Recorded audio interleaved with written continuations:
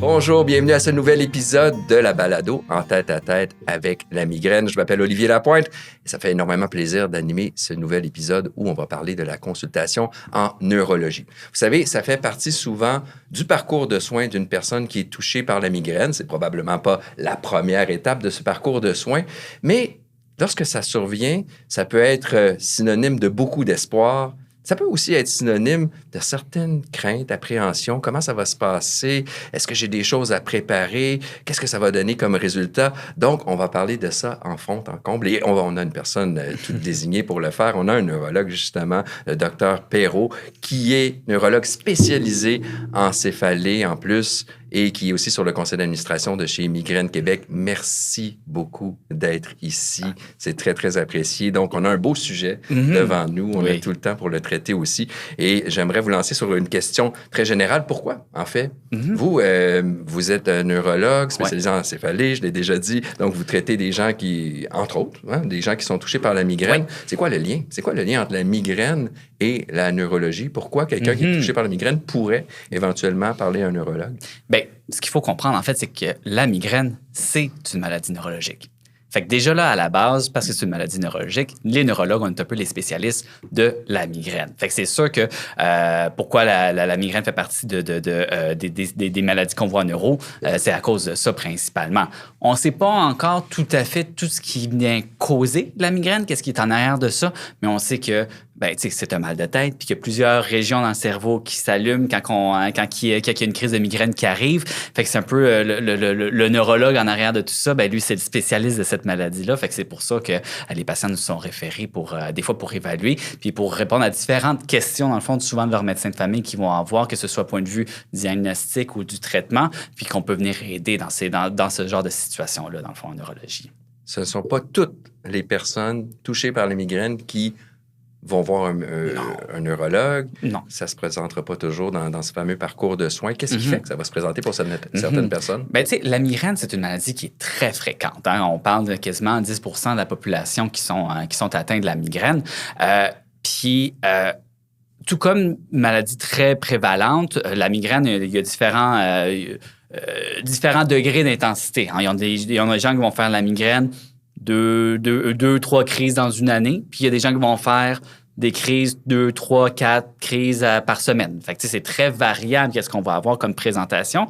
Donc, ceux qui sont un peu plus dans le spectre au début de la maladie ou justement une maladie qu'on dit qu'avec des migraines qui sont moins fréquentes, un médecin de famille peut être très bien outillé puis il a les connaissances totalement suffisantes pour venir gérer, dans le fond, ce type de migraine-là. C'est quand il y a justement des questions point de vue du traitement. Donc, quand on a une migraine qui est plus réfractaire, donc les crises qui sont plus intenses, qui répondent pas au traitement, au triptan qu'on donne habituellement ou même les GEPAR maintenant qu'on a, ou des traitements préventifs de première ligne qu'on utilise qui fonctionnent pas, mais peut-être que le neurologue peut venir aider pour venir ajuster le traitement dans ce genre de situation-là. Ou bien des fois, même si c'est dans nos textbooks en neurologie ou en médecine, la migraine, on a des critères qui sont bien définis. Puis des fois, il y a des petites atypies qu'on peut avoir. Fait que ce qui fait en sorte que ça se peut que le médecin de famille dise ça ressemble à la migraine, mais je suis pas sûr à 100%. Je vais demander l'avis du neurologue pour venir m'aider à confirmer le diagnostic, puis après ça, on va pouvoir rajuster le traitement en fonction. Fait que c'est un peu dans ce parcours-là que le neurologue est impliqué. Mais c'est pas parce qu'on a de la migraine qui automatiquement la Cadillac du traitement qu'on va avoir, ça va être le neurologue nécessairement qui va vous le donner.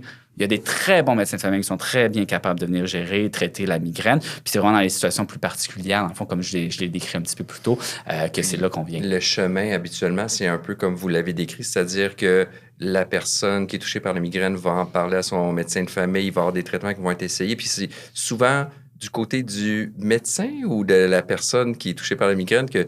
Est-ce que c'est, en fond, ce que j'essaie de dire, est-ce que c'est le médecin qui va diriger vers un neurologue ou c'est le patient, des fois, qui va dire « Hey, ça serait pas une idée? » Oui.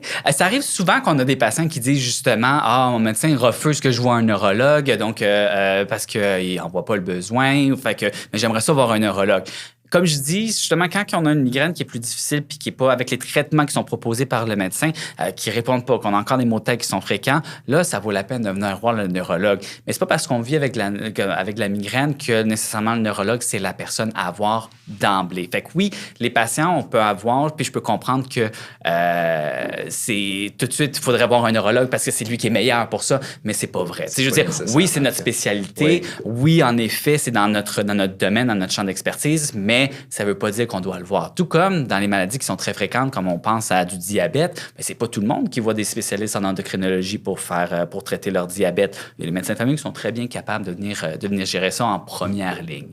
Mais c'est sûr que, comme je l'ai dit, quand il y a des migraines qui sont plus réfractaires ou qui sont plus atypiques dans la présentation, là, des fois, ça vaut la peine de venir demander le neurologue pour justement venir reconforter dans le diagnostic et dans le choix du traitement aussi. Est-ce qu'il y a des traitements, justement, qui vous sont réservés, qui ne sont pas disponibles à un médecin de famille, que seul vous pouvez prescrire? Il n'y a aucun des traitements qui sont réservés aux neurologues. OK? C'est sûr que dans les traitements qu'on dit souvent dans la première ligne, c'est le traitement usuel qu'on a qui sont souvent donnés comme avec les antidépresseurs ou bien des antihypertenseurs ou bien même des fois aussi des antiépileptiques que les médecins de famille peuvent prescrire. Là, dans les dernières années, depuis 2018, j'imagine qu'on en a déjà parlé dans le podcast ici, les anti-CGRP, ou si vous êtes fréquent sur le site de Migraine Québec, vous avez déjà vu ça ou si vous connaissez bien la migraine, dans le fond, les anti-CGRP, le CGRP, c'est une molécule, dans le fond, un neuropeptide qu'on appelle, qui fait un peu de l'inflammation en migraine. Et on sait que c'est très impliqué dans le mécanisme de la migraine. Puis on a des traitements maintenant qui sont disponibles depuis 2018 qui viennent bloquer ce CGRP-là. Et c'est des traitements qui sont très efficaces et bien tolérés pour la migraine. C'est sûr que là, en 2018, quand c'est arrivé, c'est nouveau. Donc, tout ce qui est nouveau traitement, on est moins à l'aise, c'est plus, on les donne un peu plus au compte-gouttes ou on vérifie les patients qui sont dessus. Fait que c'est sûr qu'initialement, c'est surtout les neurologues qui les prescrivaient. Mais là, maintenant, on est rendu à 7-8 ans d'expérience avec ces traitements-là. Puis, c'est des traitements aussi, comme je le disais, qui sont très bien tolérés, qui demandent peu de suivi aussi dans le fond, il n'y a pas de prise de sang et tout ça. Fait que ce qui fait en sorte que c'est des traitements qui peuvent être très bien, facilement prescrits par des médecins de famille. Puis, il y a des médecins de famille aussi qui les prescrivent, ces anti-CGRP-là. Une autre ligne de traitement qu'on a, évidemment, aussi, c'est les traitements de Botox qui fonctionnent bien pour les patients qui vivent avec la migraine chronique, donc plus de 15 jours de mal de tête par mois. Ça, le Botox, il y a beaucoup de neurologues, principalement, qui vont venir faire ces traitements-là. Ça demande d'être bien à l'aise avec la technique d'injection du Botox parce qu'on suit un protocole qui est bien établi. Donc, il faut se former pour faire ça. Donc, il y a moins de médecins de famille qui vont venir se former, mais il y en a quand même quelques-uns qui ont l'habileté de le faire. Donc, c'est quand même certains médecins de famille qui peuvent le faire. Puis, on a même aussi des infirmières praticiennes spécialisées qui voient plus de migraines puis qui sont aussi habilitées à faire des traitements de Botox aussi. Donc, c'est pas que réservé aux neurologues. Mais c'est sûr que si on précisément regarde... sur ce traitement-là dont vous venez de parler, une personne qui fait affaire avec son médecin de famille qui n'est pas habilité à faire les injections pourrait quand même en bénéficier par l'entremise d'une infirmière qui a cette formation-là, oui, sans passer par un neurologue qui... Oui, absolument. Puis s'il remplit les critères parce qu'il faut remplir bien des critères pour pouvoir avoir accès à ces traitements-là, souvent avec les assurances et tout. Mais si cette personne remplit les critères, autant au point de vue du diagnostic, c'est-à-dire migraine chronique, et également les conditions de remboursement et tout ça, ben oui, absolument. Si le médecin de famille a un lien avec une clinique où est-ce qu'il y a des infirmières spécialisées qui peuvent faire des traitements de Botox, oui, ça peut être fait par ces infirmières-là ou bien référé en neurologie pour avoir les traitements de Botox. Maintenant, dans notre système de santé publique, une personne est référée. De quelle façon ça se produit? En fait, comment on fait pour accéder à un neurologue? Puis est-ce que c'est possible pour vous de nous donner une estimée de temps, de délai avant d'avoir cette consultation-là? Oui, c'est très variable pour les délais. Bien, premièrement, pour avoir l'accès à la consultation en neurologie, ça doit venir d'un médecin de famille. Fait que soit un médecin sans rendez-vous, le médecin de famille que vous suivez doit faire une requête pour être envoyé après ça dans le système pour qu'il soit après ça mis sur les attentes pour être vu par un neurologue par la suite. Ça serait possible avec un médecin dans une clinique sans rendez-vous de passer directement... C'est pas ce que je recommande, là, mais c'est sûr que c'est pour ce genre de maladie-là, comme la migraine, qui on dit qui est une maladie qui est chronique, c'est sûr sûr de passer par votre médecin traitant, votre médecin de famille, c'est l'idéal. Mais si jamais vous n'avez pas de médecin de famille, que vous avez des migraines, puis vous le savez dans le fond, puis que vous avez perdu votre médecin de famille, vous pourriez passer par, il pourrait y avoir du sans rendez-vous qui peut se faire aussi, dans le fond, pour avoir une requête pour une consultation en neurologie. Fait que Donc, oui, ça à partir de notre médecin de famille ou peu importe, un médecin, ensuite, qu'est-ce qui se passe? Par la suite, là, on est sur les attentes. Et là, les attentes, c'est très variable. Ça dépend beaucoup de la région où est-ce que vous venez. Donc, c'est très difficile pour moi de donner un estimé de temps. Puis aussi, des fois, à l'intérieur même de certaines cliniques, il y a différentes spécialités qui sont présentes. Fait que s'il y a un neurologue qui est présent, bien, des fois, ça peut se faire plus rapidement. Mais s'il n'y a pas de neurologue dans la clinique où est-ce que vous êtes, bien, là, après ça, c'est là que ça s'en va dans le grand centre des distributions, dans le fond, des demandes de consultation en spécialité qu'on appelle le CRDS, là, ici au Québec. Puis que là, des fois, ça peut prendre plusieurs mois. Fait que c'est sûr que des fois, ça peut prendre... Question de mois. 3, 4, 5, 6 mois. Puis, il y a un enjeu par rapport à la région où on se trouve, au Québec? Il y a des régions où est-ce que c'est plus facile que d'autres régions. Je ne pourrais pas vous dire quelle région est plus facile par rapport à d'autres, mais je sais que ça peut dépendre vraiment du nombre de neurologues aussi qui est dans une certaine région. Donc, ça peut vraiment dépendre, dans le fond, de ça. Et également, si vous êtes référé spécifiquement dans une clinique de migraine, donc de céphalée, là, c'est sûr que là, il y a plus de demandes dans ce type de clinique-là. Fait que, c'est sûr que des fois, ça peut prendre jusqu'à 1 an avant d'être vu par un neurologue pour se faire évaluer. Fait que c'est sûr qu'entre-temps, avant que vous soyez vu par un neurologue, je recommande toujours de continuer les suivis avec votre médecin traitant, avec votre médecin de famille, pour pas juste dire, bon, ben, on est en attente, puis après ça, être le neurologue éventuellement qui va faire des changements. Bien, on ne sait pas ça peut prendre combien de temps. Fait que je pense que c'est quand même important de faire mois jusqu'à 1 année. Oui. Vous ne vouliez pas donner de délai, mais vous nous avez donné ça quand même. Oui. Mais puis, vous avez parlé de l'effet géographique qui peut avoir un impact, mais ma question maintenant, est-ce qu'il peut y avoir aussi une différence entre, disons, on me réfère en neurologie et j'ai 5 crises par mois. Mm-hmm. On réfère le mois suivant une personne qui en a 4 par semaine. Ouais. Est-ce qu'il y a une possibilité de passer plus vite si on est un cas plus grave? Absolument. Ça, c'est sûr. Puis ça, on est très... Comme personnellement, quand je reçois une demande de consultation, la seule manière que je peux prioriser la demande de consultation, c'est en lien avec les informations qui sont mises sur la requête de consultation. Fait que si sur la consultation, c'est pas écrit justement des migraines quotidiennes ou si c'est pas écrit la fréquence ou l'intensité, si c'est seulement écrit, par exemple, référence en neurologie pour migraine sans aucune autre information, c'est difficile de prioriser puis de dire que oui, c'est un cas plus important, on va le voir plus rapidement qu'un autre. Fait que ça dépend beaucoup des informations qui sont mises sur la demande de consultation. Donc, en demandant en même temps à votre médecin de famille de faire une requête pour voir un neurologue, je pense que ça peut être bien aussi de dire, tu sais, comme pouvez-vous préciser le nombre de journées, de préciser sur la requête de consultation le nombre de journées par mois. Peut être priorisé selon exactement, puis en fonction des traitements qui ont été utilisés aussi également, dans le fond. Très intéressant. Puis, bon, on se fait référer pour voir un neurologue. On sait qu'on a possiblement quelques mois d'attente devant nous. Qu'est-ce qu'on fait entre-temps? Vous en avez parlé un peu. Vous avez dit on continue nos traitements qu'on a commencé. Ça peut certainement faire une différence. Est-ce qu'on peut faire d'autres choses en attendant? Est-ce qu'on se documente? Est-ce qu'on fait un journal de migraine? C'est quelque chose dont on a déjà parlé dans d'autres épisodes. C'était exactement ce que j'étais pour vous dire. Avant d'arriver pour voir votre neurologue, je pense qu'à partir du moment où vous savez que vous avez une demande de consultation en attente, faire le journal de migraine, c'est toujours important, même avec votre médecin de famille, pour bien suivre l'évolution de vos migraines. Mais à partir du moment où vous avez une consultation, c'est encore plus important parce que après ça, quand vous allez arriver pour la consultation, on va vraiment pouvoir se baser sur des données qui sont bien documentées pour savoir où est-ce qu'on en est dans la fréquence, dans l'intensité des migraines. Autre chose qui est très importante, prendre en note aussi puis d'essayer d'aller voir avec son pharmacien quels traitements qui ont été utilisés dans le passé. Quel traitement autant préventif que les traitements aigus pour casser le mal de tête. Parce que déjà... C'est ça. Est-ce que la personne doit arriver puis... Parce que c'est pas tout le monde qui connaît le nom de ces médicaments. Vous allez avoir accès à ça dans un dossier? On a accès à ce qu'on appelle le dossier Santé Québec, où est-ce qu'on a accès, dans le fond, à les traitements qui ont déjà été utilisés. Mais le dossier Santé Québec remonte jusqu'en environ 13-2014, parce qu'avant ça, c'était pas implanté. Donc, après ça, il y a comme des fois, on a une boîte noire où est-ce qu'on sait pas exactement les traitements qui ont été utilisés, puis c'est en fonction du souvenir du patient. Mais le pharmacien... Surtout si vous êtes à la même pharmacie depuis plusieurs années, lui, il va être capable de sortir ce dossier-là, puis il va être capable d'aller chercher des traitements qui ne sont pas accessibles sur le dossier Santé Québec.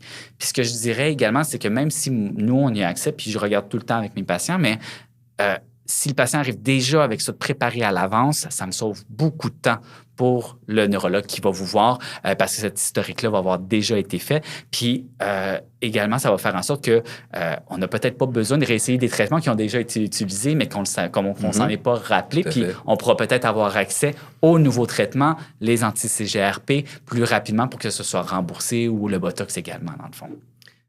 On prend une courte pause qui me permet de vous parler d'un service offert chez Migraine Québec, le programme d'autogestion de la migraine. Il s'agit en fait d'une formation unique au Québec qui se veut un complément essentiel à votre suivi médical. Dans la formation, on vous propose différentes stratégies pour reprendre le pouvoir sur la migraine.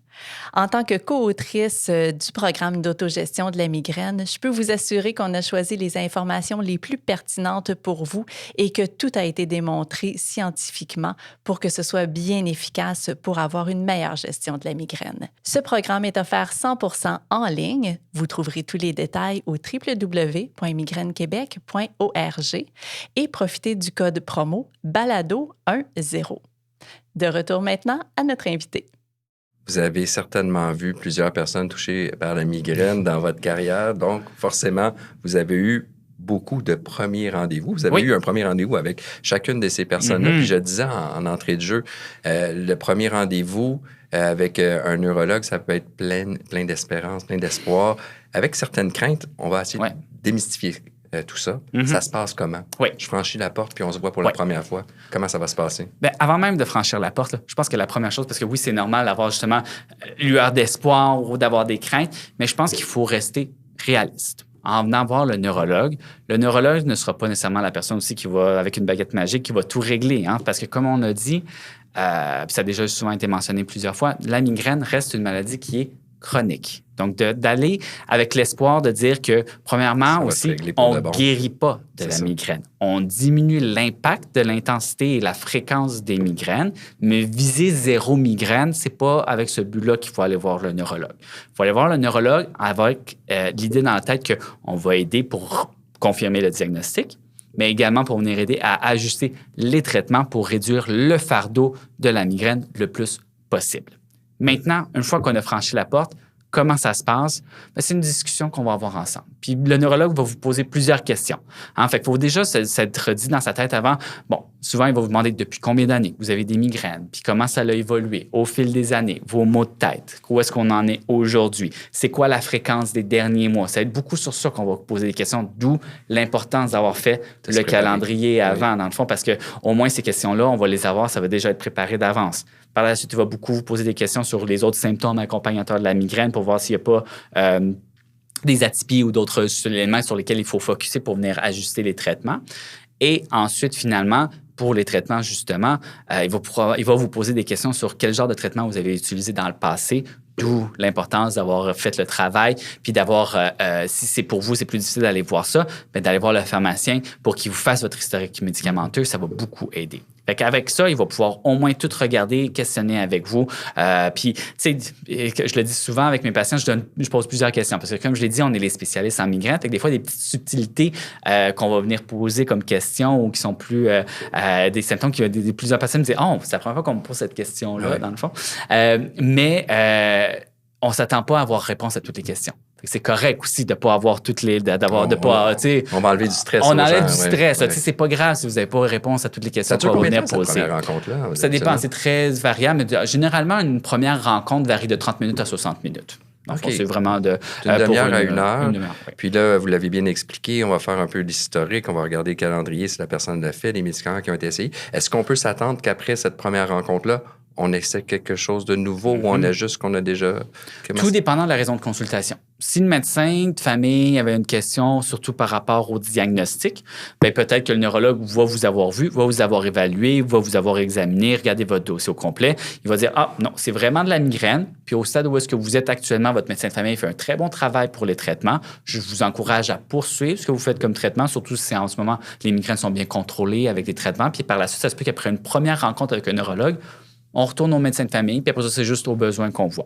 Est-ce que c'est quelque chose que vous voyez souvent? Ça m'arrive, ce oui. scénario-là? Ça m'arrive très souvent, dans le fond, d'avoir des patients que je vois une fois, que je rassure par rapport à la prise en charge actuelle, puis que j'envoie une lettre au médecin de famille avec le rapport de mon évaluation, des recommandations, puis voici dans quelles circonstances il peut me recontacter pour faire des suivis davantage ou pour aider pour les traitements. Fait que la personne qui était venue vous voir puis que ça se termine comme ça, j'ai de la misère à formuler ma question exactement, mais est-ce que cette personne-là venait pour se faire confirmer quelque chose plus que venait avec l'espoir de trouver quelque chose de nouveau qui va la soulager davantage? Est-ce que c'est ça?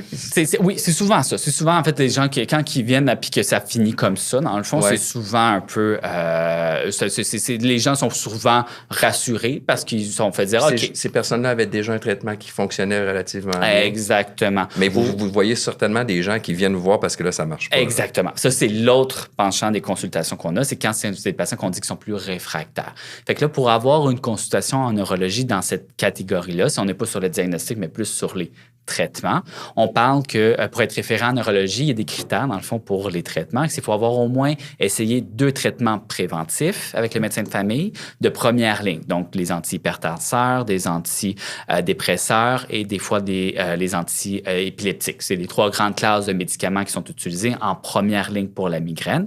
Et également, si les triptans, dans le fond, qui sont les médicaments, les casse-migraines en traitement aigu, s'ils ne fonctionnent pas. Donc, c'est les deux raisons. Si le traitement aigu ne fonctionne pas et si on a 2 échecs à 2 traitements préventifs, c'est là qu'on peut être référé en neurologie. Et quand vous êtes référé en neurologie pour cette raison-là, bien, la consultation se passe de la même manière parce que même si le traitement, s'il ne fonctionne pas, est-ce que c'est parce qu'initialement, on n'avait pas le bon diagnostic? Donc là, ça veut dire que le neurologue, il refait le tour pour s'assurer que c'est vraiment de la migraine. Puis une fois qu'on s'est assuré que c'est vraiment de la migraine avec l'histoire qu'on a fait avec le patient, après ça, à la fin, on vient offrir des nouveaux traitements. Dans le fond, on vient voir en fonction du profil du patient quel traitement on pourrait débuter à ce moment-là.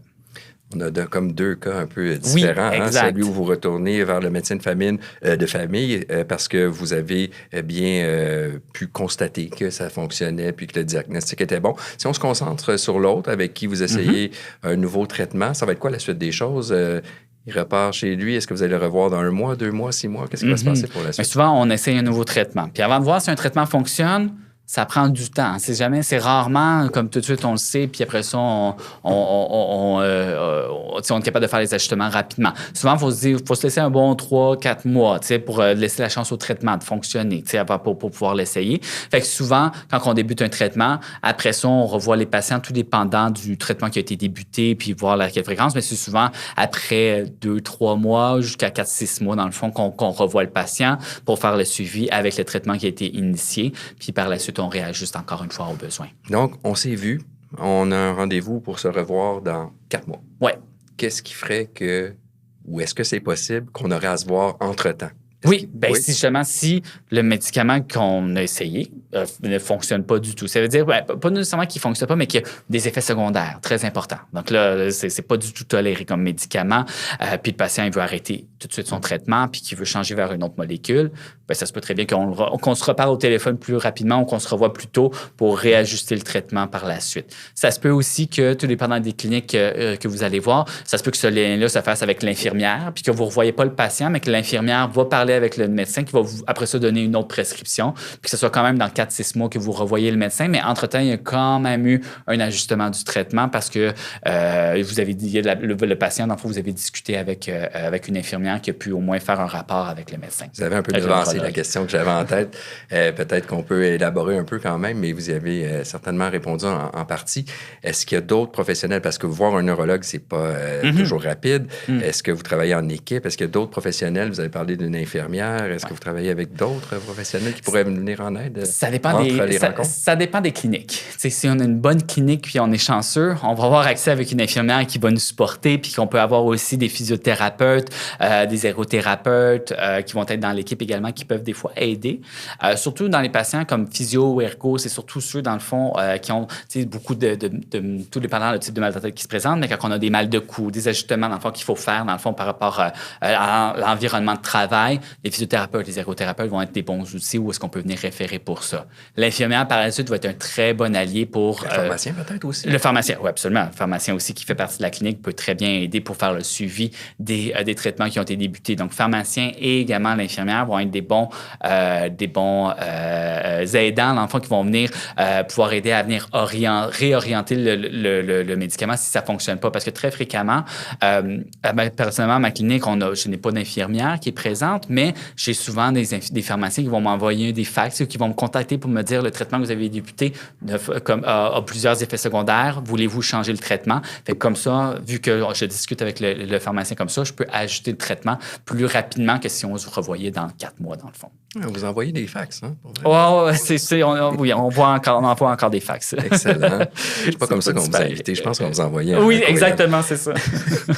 Puis, dans quelles circonstances la relation avec la personne qui est touchée par la migraine va prendre fin? Hein, on se voit, vous essayez un traitement, on se revoit dans 4 mois, on se revoit encore dans un autre 4 mois. Est-ce qu'on se voit pendant des années habituellement ou est-ce qu'on en vient à une conclusion de demander que ça fonctionne puis que c'est plus nécessaire? Quand ça fonctionne, quand on a une très bonne réponse au traitement puis que ça fonctionne bien et que le patient a un médecin de famille, souvent, quand c'est très stable, on va retourner le patient au médecin de famille avec des indications claires de comment poursuivre le traitement, dans le fond, qui a été initié, surtout si c'est des anti-CGRP. Et à partir de quand on peut considérer à essayer de sevrer le médicament, d'essayer de l'arrêter. Puis si jamais les crises reviennent puis que ça devient plus important, des fois, on peut donner un plan A, B, C. Puis justement, des fois, le plan C, c'est retourner nous le patient pour qu'on puisse le réévaluer puis qu'on puisse réajuster le traitement. Mais des fois, on dit, si jamais les migraines augmentent, voici tel autre médicament que vous pourriez essayer en attendant. Puis si ça ne fonctionne pas, on va le revoir sans problème. Mais ça arrive qu'on peut donner congé quand c'est stable. Quand ça veut dire que les migraines sont un bon contrôle, que ça n'a vraiment plus d'impact au point de vue du quotidien, puis qu'on a un médicament qui est bien toléré, on peut retourner des fois au médecin de famille. Mais ça peut arriver, oui. Vous avez parlé tout à l'heure du fait que la migraine, c'est une maladie qui est chronique. Oui. Ça se diminue, ça se contrôle d'une certaine façon. Mais une personne qui est touchée par la migraine risque de l'avoir. Mais en même temps, vous parlez de sevrer des médicaments qui fonctionnent. Oui, parce qu'en fait, ce qu'il faut comprendre avec la migraine, c'est comme je dis, c'est une maladie qui est chronique, qu'on va avoir toute leur vie. Les patients, souvent, sont plus à risque de faire des crises de migraine. Par contre, on sait qu'avec l'âge, ça diminue la fréquence des migraines et l'intensité. Puis également, chez les femmes qui ont des migraines qui sont très reliées aux hormones, rendues à la ménopause, il y en a qui par la suite, ils ont plus de migraine ou presque plus de migraine. Fait que dans ce cas-ci, quand on arrive à certaines étapes, on peut essayer de diminuer les médicaments préventifs qu'on a donnés. Puis également, la migraine, c'est une maladie qui est fluctuante, qui est aussi imprévisible. Donc, ça se peut des fois qu'on a des moments dans notre vie qui fait en sorte qu'on a plus de migraines. Puis, il y a des moments charnières dans notre vie, des fois, quand on a plus de stress au travail, quand on a un décès dans un proche, on est dans des périodes qui sont plus tristes, dans l'anxiété, la dépression. Bien là, des fois, les migraines vont augmenter dans ces périodes-là. Mais une fois qu'on va mieux puis que tout est plus sous contrôle, bien, ça se peut que les médicaments qu'on a essayés, qu'on a pris, parce que là, on était dans une espèce de tempête de migraine. Là, on est sorti de la tempête. Mais là, on peut essayer de diminuer les médicaments pour voir si les migraines, en même temps, se sont estompées. C'est très intéressant parce que j'avais l'impression que si on avait la chance de trouver le médicament préventif qui agissait et qui prévenait, on allait le garder pour toujours. Mais il y a des facteurs environnementaux qui font que peut-être on pourrait se permettre d'essayer.